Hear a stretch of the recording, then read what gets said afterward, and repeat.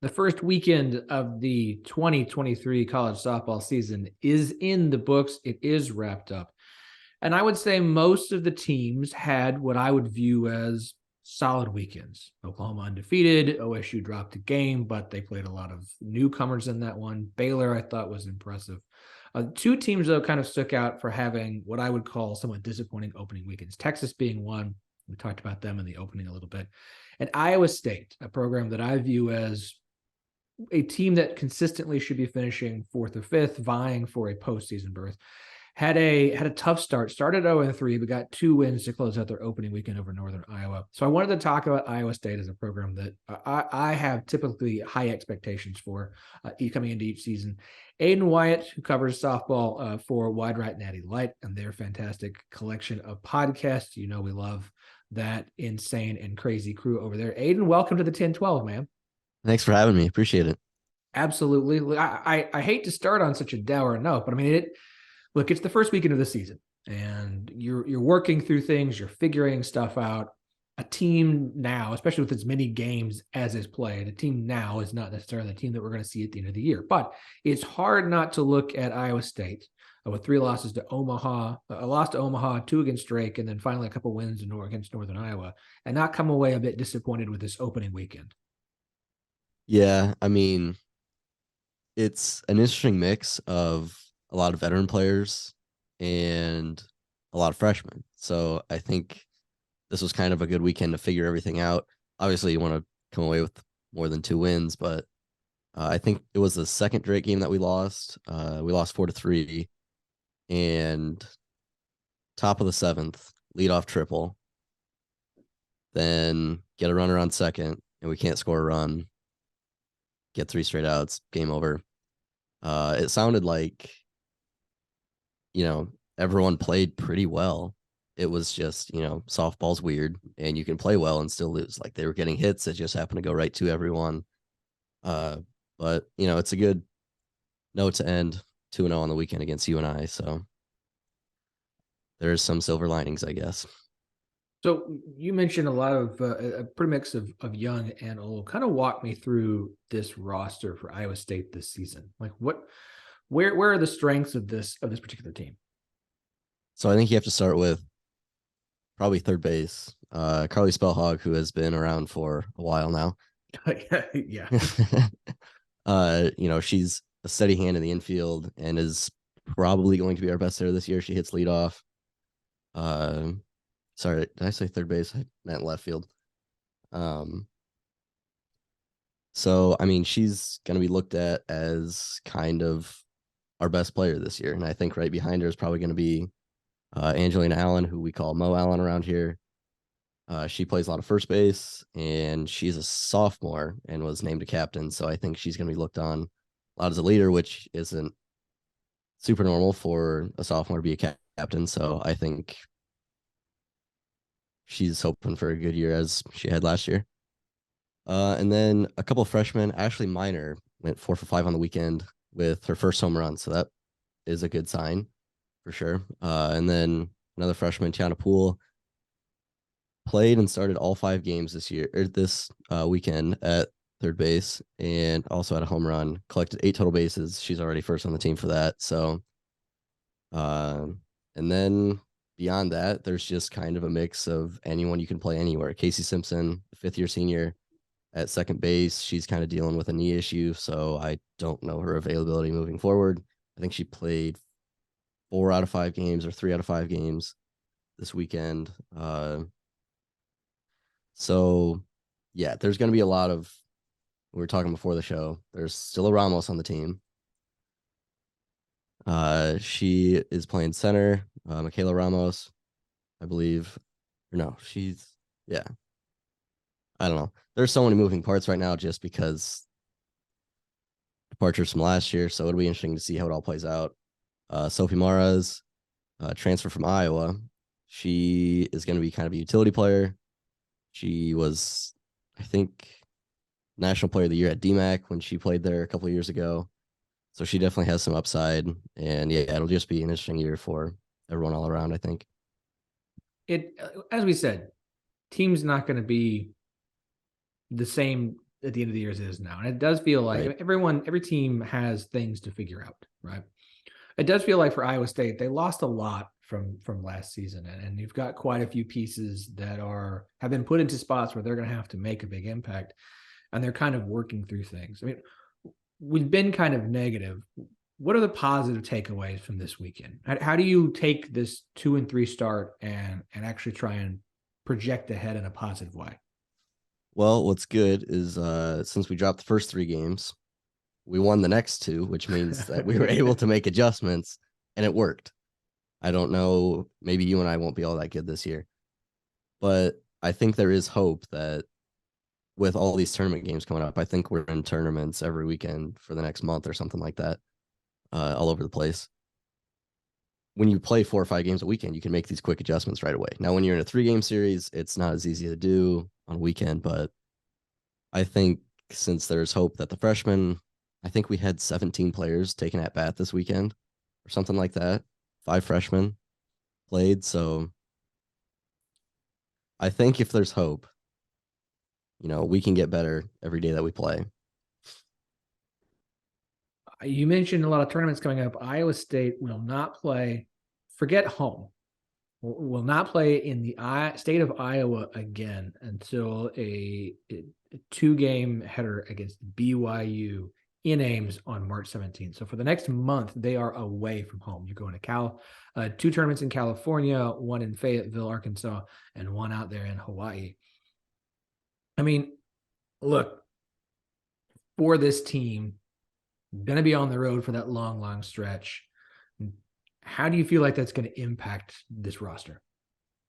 Honestly, I don't think it's going to be anything too crazy because it seems like this normally happens. I think that March 17th game is the first time we've played in March at home or scheduled to play in March at home in 3 or 4 years at least. I mean, that game's probably going to get snowed out just because that's the way it is around here. But, normally we're not playing home games until April. So I think this team will be pretty well adjusted. And also, I mean, they're going to Hawaii and California, so I'm sure they'll find a way to manage that. Yeah, I mean, it's an interesting non-conference slate. You're going to head to Fresno, California this coming weekend. Not a murderer's row with UIC, Fresno State, Seattle. Then they're back to California with UC Riverside, Cal Poly, San Diego. You got a Utah and Oregon in there. And then as we mentioned, Fayetteville. They've got 2 games against Arkansas. They've got 2 games against North Texas. Now, I would argue that Fayetteville tournament should be what I would view as their most difficult non-conference challenge with who they have to face. So you've got a lot of time. You've got 2 tournaments. What is that? 10 games before you get to Fayetteville to try and help work some things out. You got a game against Oregon there at the end of that second Cali trip. I mean, what do you need to see from this Iowa State team the next couple weekends to really start to feel like they're figuring things out? I think it's going to be in the field. I think Coach Pinkerton has done a great job of adjusting players and his staff, I should say, turning them into good/great hitters. We've seen a lot of people come in and they struggle right away, and then they start to figure things out, get a bunch of hits in a row, and they seem to be good. But the fielding is not always as steady as you'd hope it would be. So I think when Coach Pink has his revenge game against Arkansas, that by then, you hope to keep the errors pretty minimal. You mentioned Michaela Ramos. Nice opening weekend for her. Her fielding is perfect so far, looking at the stats. Nice 100%, very effective. Also good stuff from Angelina Allen. So you've got a couple players so far who, from a defensive standpoint, have played well. I see the same for Spellhog and, man, I'm going to mispronounce the last name, and I apologize. It's Malaysia Ochoa. Yep. Oh, good. Nailed it. Bravo. All right. I'll mess it up the second time. So it does seem like so far defensively, Iowa State looks as though you've got some studs that are playing fairly well. Where the concern seems to be for me so far is in the pitching. You look at the starters from this past weekend, Carly Charles, Saya Swain, not the best numbers you'd like to see. Obviously, the competition is going to continue to increase. I mean, what are you seeing from this pitching staff so far?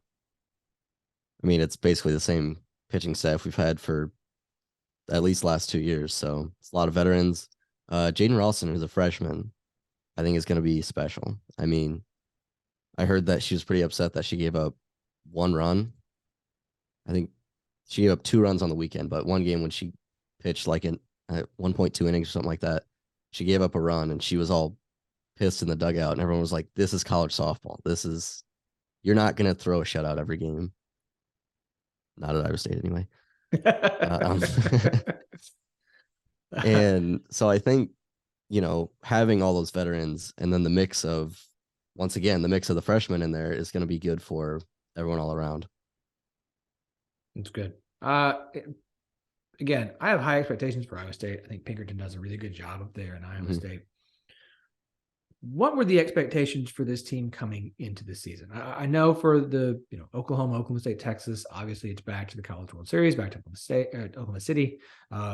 Baylor preseason pick number 4. Seen a lot of people projecting them to make the postseason. Didn't see that for Iowa State. So from an Iowa State perspective, what are expectations for this year? Is it back to a regional? Is it further than that? Or is it just, let's see how the season goes?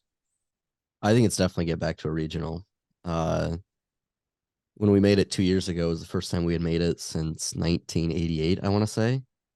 So having these players still on the team that were on the team when we went a couple of years ago, once again, it's going to be down to how the veterans respond to when we're 2-3 after the first 5 games. So I think last year we finished right around 500, missed the postseason. This year, I think it's a realistic expectation, steal a game or 2 from Baylor and hope that you can finish 4th in the Big 12. Yeah, that 2021 season, 34-23 overall, made it to regional. 28-27 last year weren't able to get there. Iowa State is not a program that has a history of softball success. I mean, you mentioned it. Correct. Regional appearance in 21, regional appearance in 1988, and then some Women's College World, some postseason appearances back in the 70s. Not a long history of success here. I do like the job that Jamie Pinkerton has done so far at Iowa State, this being year 6 for him. Is this a program you feel like is growing? And where do you view Iowa State in the new Big 12 once Oklahoma and Texas leave? Obviously, you're going to have UCF, you're going to have BYU and Houston join this conference. We've seen how good UCF has become under head coach Cindy Ball-Malone. We know Oklahoma State will still be here. Where do you view Iowa State as far as where they should be in the pecking order once we have this new conference setting? I think it's definitely growing. Coach Pinkerton has done a great job over the last 6 years of bringing attention to the program, and that's kind of the first thing that you have to do when you get to a program like Iowa State when there wasn't that great of teams, for being honest. So I think the new Big 12, it's kind of a chance to maybe become the 3rd or 4th best team every year, not just one random year when you have Sammy Williams on your team, Yeah, I think that's fair. So if they can become a solid 3rd place team, then eventually, you'll get to a 2nd place team. And then maybe 10, 15 years down the line, you're talking, you can compete with a 1st place Big 12 team. I think softball is interesting in the Big 12 as it's been so dominated by Oklahoma. Texas has remained really good and has kind of been that consistent too. And now you have Oklahoma State, who's risen up over the past couple seasons, and they're sticking around. Oklahoma, Texas are going to leave, and you feel like you're going to have a dominant Oklahoma State program as long as Coach Gajewski is there. Right. Then you just kind of look and say the rest of this conference is kind of open for the take. UCF's going to come in. I would expect them to continue to have success as long as head coach Cindy Ball-Malone is there. She's doing an incredible job there in Orlando. And then after that, we've seen Baylor make the postseason on a regular basis. Jamie Pinkerton is the one who's gotten Iowa State back there for the first time in decades. Texas Tech's going through a new head coach. Kansas is, not been okay. Houston and BYU have had success, BYU more so. Like it does feel like this is a conference there where the opportunity is going to be there for a team to rise up or a couple of teams to rise up. And for the Big 12, as a fan of the Big 12, like this needs to be a conference that's able to continue to put 4 teams into the postseason on a regular basis and have a host or two. So I think Iowa State has the opportunity with Pinkerton as the head coach. I'm curious if Iowa State is the team who's able to climb that mountain and anchor themselves at the top of the standings or in the upper half of the standings on a regular basis. Yeah, I think there could be a lot of shift in the Big 12 just in the next couple of years with all the moving parts. So whoever comes out on top, who's going to be the next big dog? If it's not, well, Oklahoma State's probably going to be, but you know, you get what I'm saying, I think. Yeah, no, I get it. And maybe it's a situation where the team rotates and it's not one team every year, but we see this a lot in the Olympic sports. Once a program kind of starts to find success, they become more committed to it and they're able to sustain that success more so. And so it's interesting that Iowa State had their big year. Last year was a dip off. Can they get back to that and find a way to sustain that moving forward? I think that's going to be a big thing for them. Yeah, absolutely. So I mentioned they will be at the Fresno State Kickoff Classic this weekend. They've got a game against UIC, a couple games against Fresno State, a couple games against Seattle. So not a murderer's row. I mean, if you're picking right now, what is Iowa State's record after this coming weekend in their 5-game slate? I think I'd be happy with 3-2, but 4-1 seems more realistic to me personally. I think that's yeah. I think you're just gonna drop a game regardless. That's just how it works. Got to be at peace with that, I guess. So yeah, if you can keep the mistakes down to 1 game, finish the weekend with 4 wins, that'd be awesome. Yeah, you play these 5-game slates in a weekend. Like it's not like a conference series. You're playing 3 games, playing 1 game a day. Right. You're playing 5 games over a 2 or 3 day period. Like you're going to get through your rotation. You're trying to test all your arms, give everybody opportunities so they can get experience, especially your younger members or new team members. So I will pick 3-2 and hope for 4-1 as well. Yep. See Iowa State bounce back big. Aiden, thank you for joining the show today. I really appreciate you, man. Yeah, thank you for having me. You guys, you and your co-host, who is a member of the Iowa State softball team, do a good job covering softball over there at Wide Right Natty Light. Do me a favor, plug your show and everything you guys do to cover the Cyclone softball program. Yeah. So from the other side, it's me and Leah Nelson. She absolutely carries the show. We cover all Iowa State women's athletics, but softball is kind of our main focus, and she's on the team. We just released an episode on Tuesday, February 14th. I don't know when this is releasing, but so go check that out under the Wide Right, Natty Light, pretty much wherever you find us. We're across all platforms. We have tons of guests. I think we had Coach Pinkerton on last week or 2 weeks ago. He was a great interview. So we have a good time. Aiden, appreciate it, man. Good luck to your Cyclones this season, and we'll talk to you soon, bud. Thank you.